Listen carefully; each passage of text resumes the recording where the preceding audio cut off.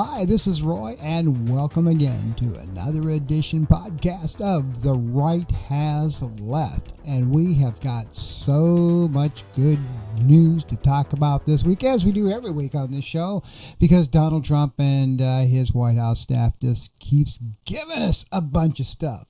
So, having said that, let's go ahead and get right into it. Why don't we?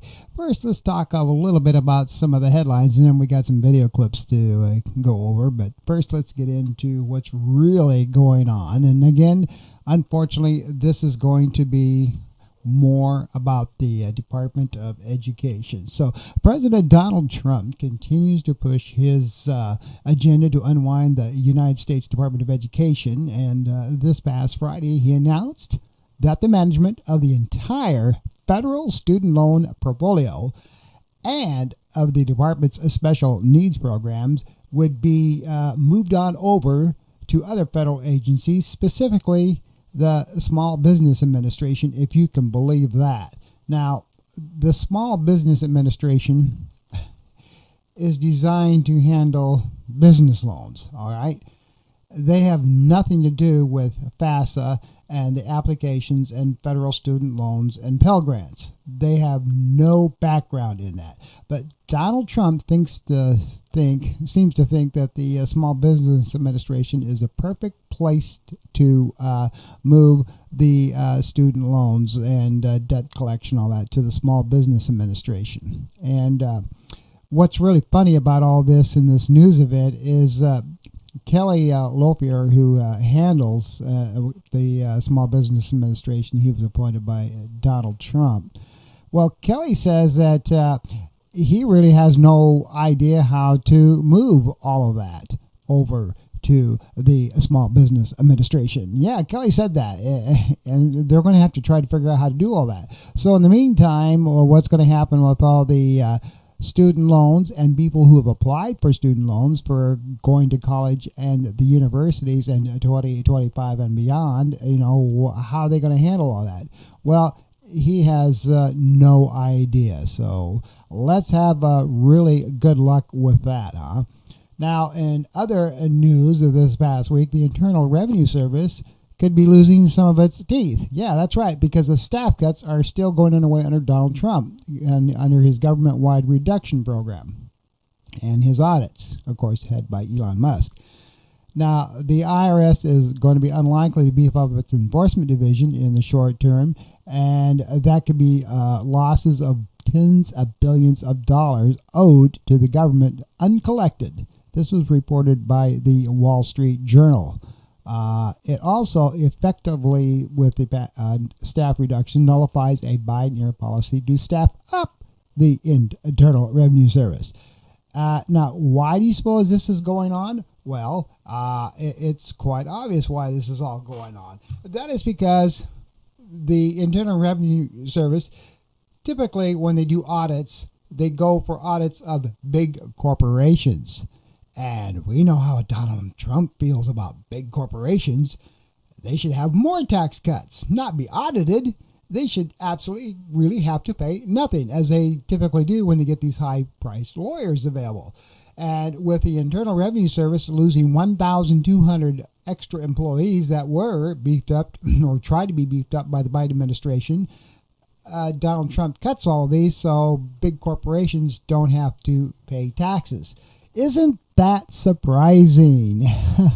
Of course it is. So, and also if you need to speak to the Internal Revenue Service on the phone or go into some of the walk-in centers, and as you know, those are also being cut. 7% of all IRS employees have been let go so far as a hiring freeze, which is in place at the agency. And of course, more cuts are expected. Meanwhile, Congress has rescinded virtually all of the Internal Revenue Service's enforcement spending that was approved in 2022. That's because Congress, of course, is all Republicans. Now, let's turn to what's going on with our universities. And this is kind of sad. As you know, Columbia University was under fire for their position of allowing peaceful protests that had to deal with Palestine and other things. And of course, they finally caved in under pressure to sadly, because they were going to lose $70 million in funding to, start enforcing more about protests, peaceful protests, and also being able to have authority of who could protest and who couldn't. And this is kind of sad because, we all have First Amendment rights, but because Donald Trump is threatening to cut funding unless everybody falls in line and deals away with the woke movement and people who want to protest any other things except white privilege. So if you got white privilege, you're okay. If you want to protest Palestine or the LGBT community or anything else that the Trump administration is going against and you want to protest that, you better not, or I'm going to cut federal funding of that university because they all need just to fall in line with us. So having said that, Harvard University, the University of Washington, and the University of Pittsburgh are among the latest institutions of higher education to announce hiring freezes. That's right, because of what's going on with these federal funding cuts that have been happening under the Trump administration, because these universities need to be doing everything except talking about equity and inclusion and diversity, in other words, DEI, and not be involved with anything else other than teaching what white America has done. If you do all that, you're cool. But if you do anything else other than that, I'm going to cut your federal funding. So what has happened? These colleges and universities are starting to cut staff because they don't know what to do if they're going to have any money to pay any of these people. Okay, so your child who wants to go to college in 2025 may not even have an instructor available to teach him anything because there's no money involved. So this is what's so sad about all of this. So, citing the uncertainty around the federal funding, leaders at a growing number of universities across the country say they are looking for ways to cut costs and literally buy time as to questions that's starting to swirl around about President Trump's efforts to slash financial support for some schools. And this isn't some schools, it's growing now to a large amount of schools. So education experts say that the pullback of resources will not only hurt current and prospective students, staff, and faculty, but could also, and this is what's going to happen, harm the local economies too. And why would it hurt local economies? Is because of the fact of the matter is that there is no money available. You have less teachers, you have less students. You have less students going to those towns and to, reside there to get their education and to spend money while they're attending that particular college or universities.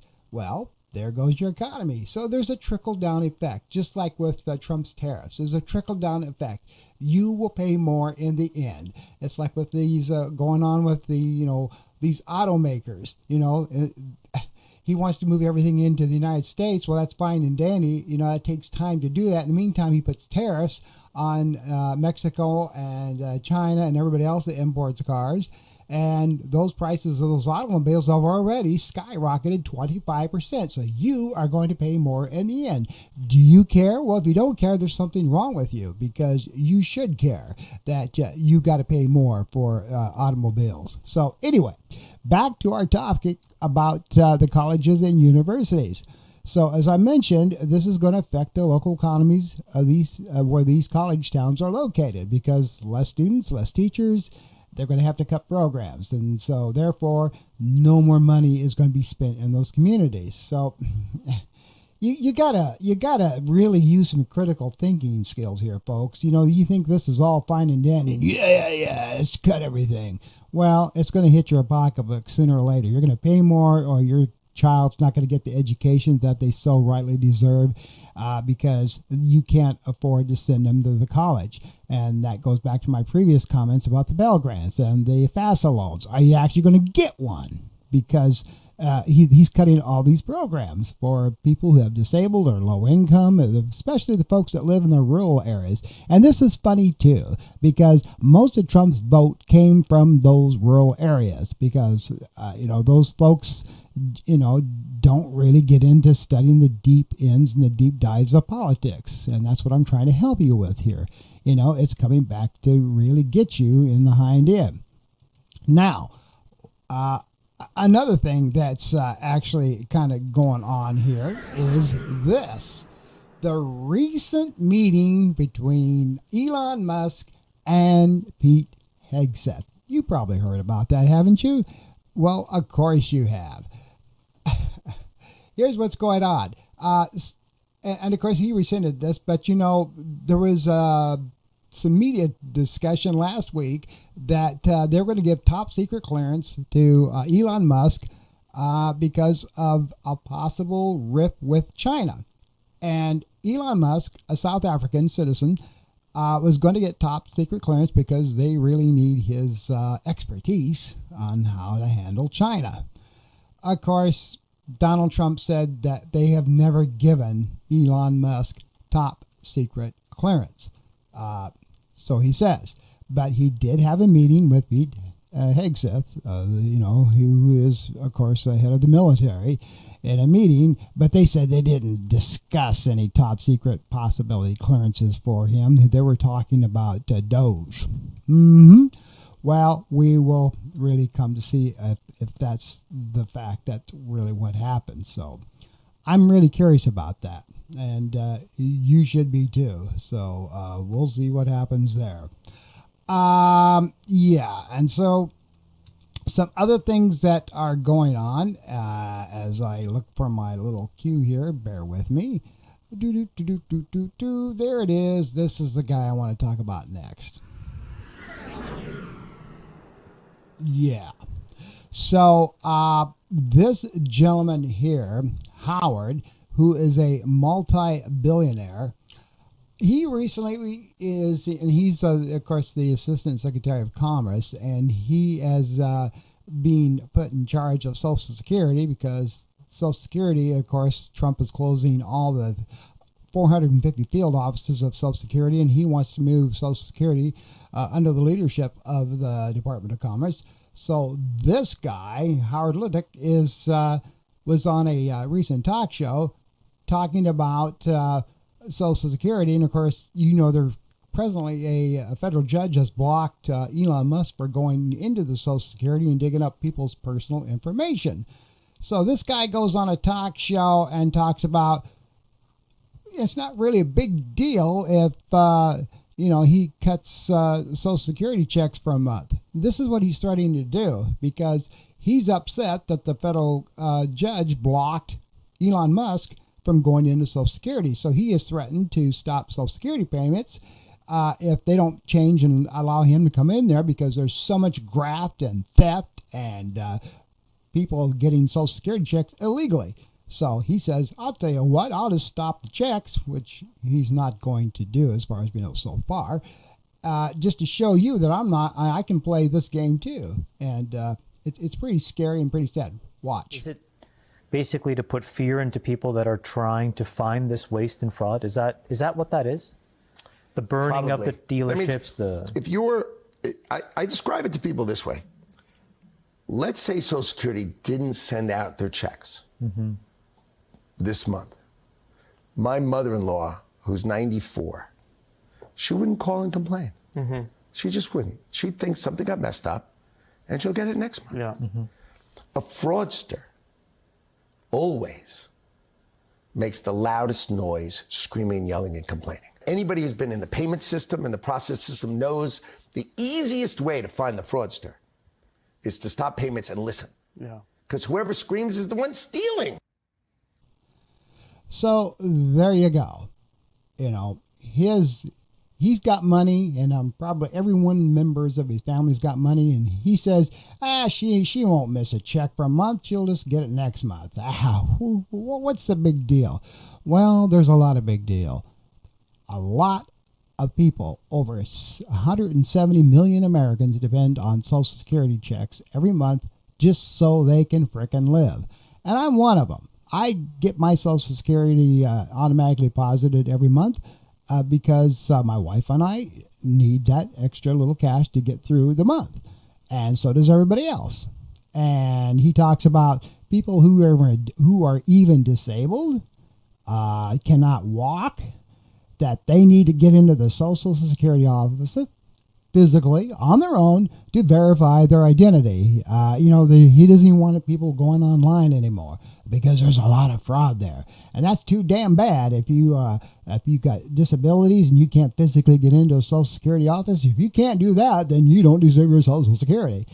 This is what's wrong with these pompous, rich billionaires who are presently running things.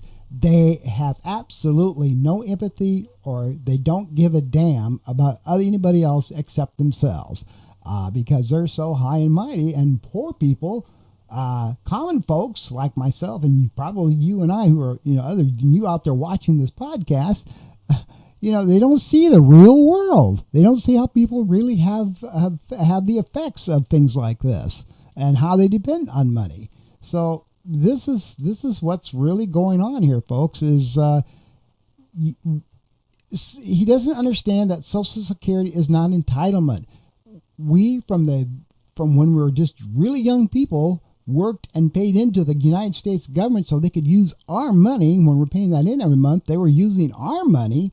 And then we retire and we say, okay, it's time to get our money back so we can live on it. Oh, you can't do that. Well, now, damn, let's talk about that now. Even though we've used your money for 50, 60 years, we need to talk about how, we're going to give your money back to you because it's now our money. See, this is the mindset of some people, especially rich people who don't understand how the common folks really have to exist and live. And it's really sad that he would even shoot his mouth off like that. You'd think Donald Trump would say something to him, but he won't. So moving on from that terrible little display of temper tantrums from a sixth grade level, we need to move on and talk about some other things that are going on. And this is a thing that's going on in a more happier note that I'm glad to see. And that is this. Yes, Bernie Sanders and AOC. They have been on a campaign tour, if you want to really call it that, to where they're bringing out how things are terrible with, the rich, and it is kind of scary right now. And the reason this is important is because the Democrats, who have been extremely on the spotlight and being blamed for not really trying to do anything to get Donald Trump and his White House under control. Well, it's nice to see that AOC and Bernie Sanders are out there letting the people know that the Democrats really do give a damn, and they're trying to do the best they can as the minority party to get things, settled down and back under control. Watch some of these clips.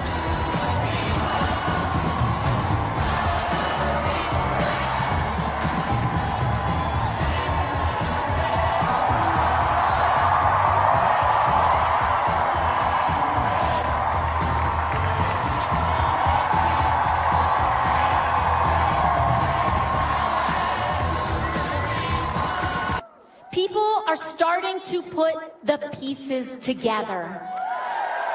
And ironically, some of the most divisive forces in our country are actually bringing more of us together than ever before. And that's important. Our goal here today is to commit to building the kind of country we all deserve. So the message today is yes, here in Colorado, in Vermont, in New York, all over this country. Hey, Mr. Trump, people fought and died to create a democratic society. You're not going to take it away from us.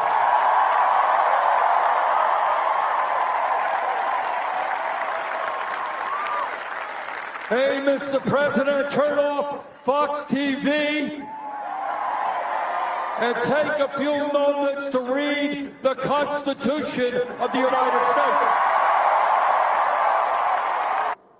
for the first time in the 250-year history of this country, we have a president of the United States who is allying himself with a horrible dictatorship in Russia.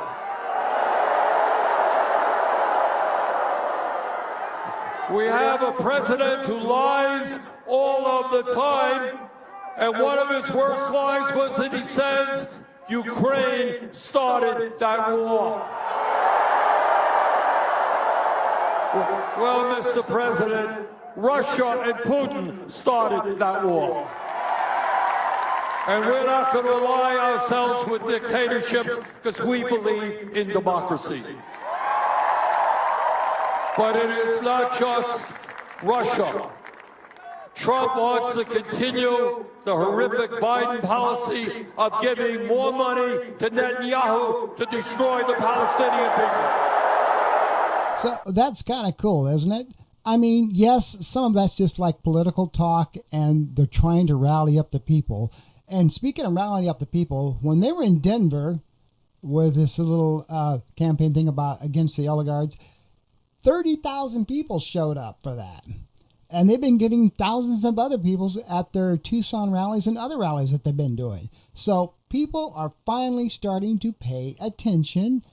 Even Republicans who have voted for Donald Trump saying, yeah, this is getting kind of scary, isn't it? Do we really want an authoritarian government?